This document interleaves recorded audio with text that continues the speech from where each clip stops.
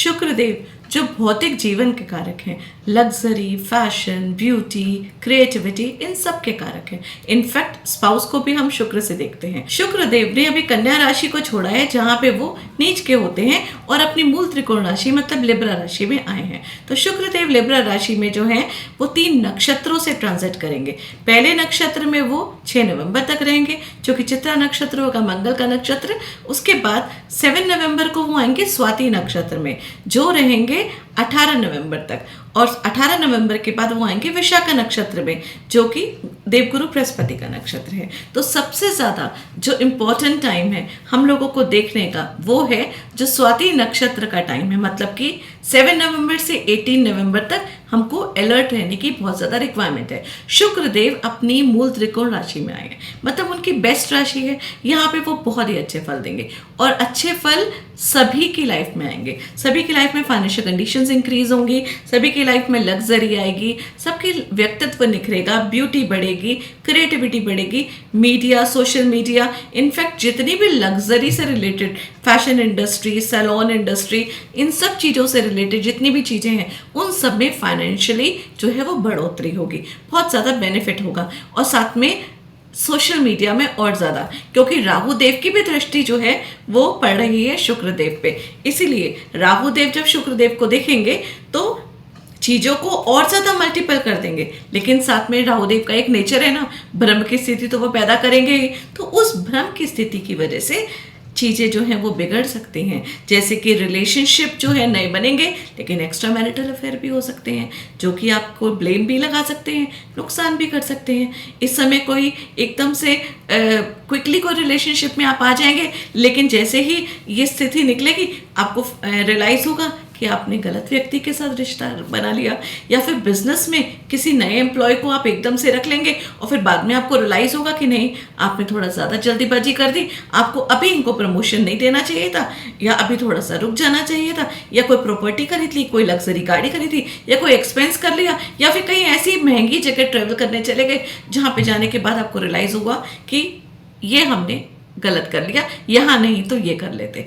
इसलिए सबसे ज़्यादा इम्पोर्टेंट ये है कि शुक्रदेव हर व्यक्ति को यहाँ पे बहुत ज़्यादा बेनिफिट देने वाले हैं, क्योंकि वो अपनी राशि में आए हैं 7 नंबर की लिब्रा राशि में। लिब्रा राशि में शुक्रदेव बहुत स्वस्थ रहते हैं, बहुत खुश रहते हैं, बहुत अच्छे जो हैं वो हम लोगों को सबको फ्रूट्स देते हैं, लेकिन साथ में राहु देव जो है वो भ्रमित भी करते हैं। तो अगर पेशेंस से हम चीज़ों को करेंगे, हैंडल करेंगे, तो ये वाला जो गोचर है हम सब के लिए, सब लोगों के लिए बहुत ज़्यादा फ्रूटफुल रहेगा। उसके साथ साथ ये भी आप चेक करिएगा, मैंने एक वीडियो बनाई है नवतारा सिद्धांत की, जिसमें अगर तो शुक्रदेव आपके जन्म तारा, संपत्ति तारा, अति मित्र, मित्र और साधक नक्षत्र में आ रहे हैं, अगर वो सारे नक्षत्र शुक्र के हैं तो ये समझ लीजिए ये गोचर आपके लिए दी बेस्ट होगा, चाहे आपका कोई भी लगन या कोई भी असेंडेंट हो। इनफैक्ट अगर पीड़ित अवस्था में भी शुक्रदेव बैठे हैं आपकी कुंडली में तो भी आपके लिए ज़्यादा नेगेटिव नहीं होगा। तो उसको ज़रूर देखिएगा और मुझे कमेंट सेक्शन में ज़रूर बताइएगा। तो चलिए बात कर लेते हैं कि शुक्र का ये ट्रांजिट जो है वो हम सबकी लाइफ में कैसा पड़ेगा। बात कर लेते हैं मीन राशि की। मीन राशि वालों के लिए शुक्र का जो ये गोचर है ये हो रहा है आपके अष्टम भाव में। देखिए अष्टम भाव में ऑल्दो शुक्र जो है वो नेगेटिव इफेक्ट नहीं देते हैं, लेकिन कुछ चीज़ें जो हैं जो हमें संभल के रहनी होती हैं।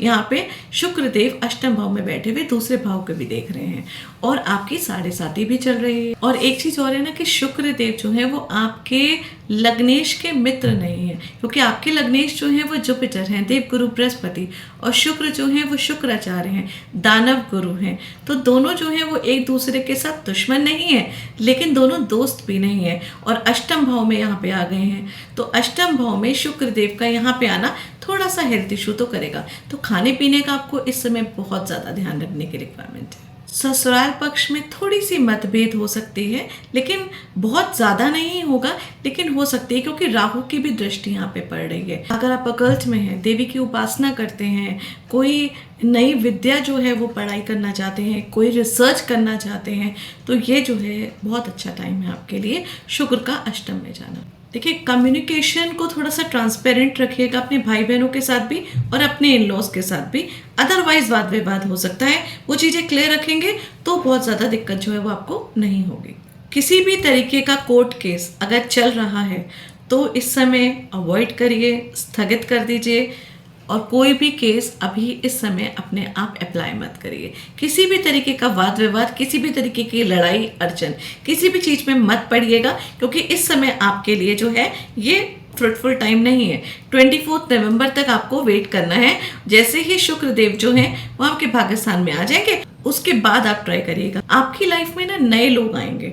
हो सकता है कि आप जॉब करते हैं तो आपके न्यू कोलीग्स एंटर करेंगे। अगर आप बिजनेस करते हैं तो आपके बिजनेस में कुछ नए एम्प्लॉयज़ आएंगे, या अगर आप बैचलर हैं तो आपकी लाइफ में कोई नए लोग आएंगे। तो जो नए लोग आएंगे ना, उन लोगों को बहुत सोच समझ के अपने जीवन में एंट्री करने दीजिएगा।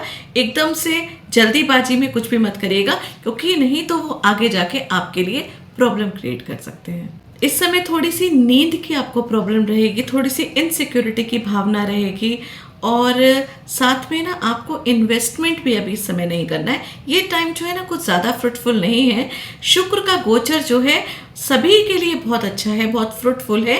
सिर्फ मीन राशि वालों के लिए ये शुक्र का गोचर जो है वो बहुत ज़्यादा अच्छा नहीं आया है। हाँ, लेकिन साथ में ना आप है ना, मैंने एक वीडियो बनाई है नवतारा चक्र की, उसको ज़रूर देखिएगा। अगर उस नवतारा चक्र में शुक्र देव आपके संपत्ति तारा मित्र या अति मित्र में है तो ये गोचर आपको बहुत ज़्यादा जो है वो नेगेटिव नहीं रहेगा आपके लिए, वो वहाँ पे न्यूट्रलाइज हो जाएगा। लेकिन अगर वहाँ पे वो जो है वो नेगेटिव तारा में आता है तो फिर ये वाला गोचर थोड़ा सा नेगेटिव हो सकता है, फिर आपको बहुत ज़्यादा ध्यान रखने की रिक्वायरमेंट है। यहाँ पे ना कुछ सिचुएशन ऐसी रहेगी, क्योंकि नींद ढंग से नहीं आएगी, वहम मन में ज़्यादा रहेंगे, चिंताएं ज़्यादा रहेंगी, तो आप है ना पेसिमिस्टिक ज़्यादा रहेंगे इंस्टेड ऑफ ऑप्टिमिस्टिक।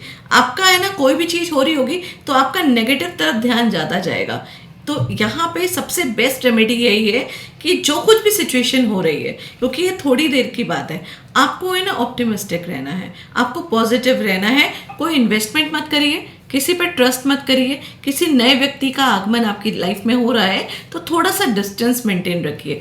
एक बार शुक्र का गोचर जो है वो आगे हो जाएगा, उसके बाद फिर आप उस व्यक्ति पे पूरा ट्रस्ट करेगा। ये टाइम नई फ्रेंडशिप का, नए रिलेशनशिप का, न्यू इन्वेस्टमेंट का नहीं है, तो आपको इस चीज़ से बहुत ज़्यादा बच के रहना है। सिंपल सी चीज़ है, धोखे का योग है, तो आपको सब चीज़ों से बच के रहना है।